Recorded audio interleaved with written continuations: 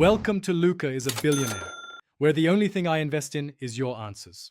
In this video, I will show you how to make delicious mac and cheese pasta. First, gather all your ingredients.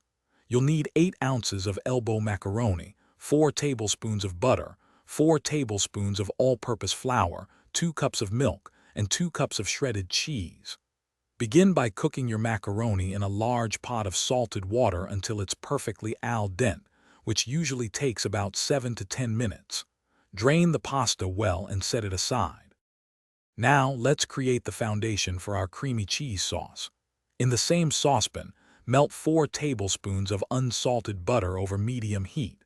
Once melted, gradually whisk in 4 tablespoons of all-purpose flour.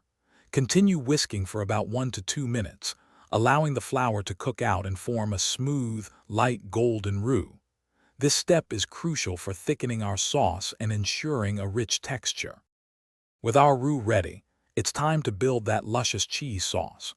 Gradually pour in 2 cups of milk, whisking constantly to ensure a smooth consistency without any lumps.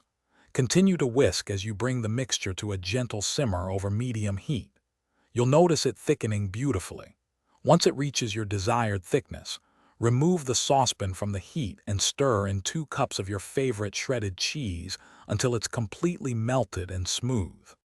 Finally, it's time to bring everything together for our ultimate mac and cheese. Take your cooked and drained elbow macaroni and add it directly into the warm, creamy cheese sauce. Stir gently but thoroughly, ensuring every piece of pasta is beautifully coated. Serve your homemade mac and cheese immediately while it's warm and gooey. This classic comfort food is perfect for any meal, offering a delightful, cheesy experience. Thanks for watching and please subscribe. It's the best investment you'll ever make.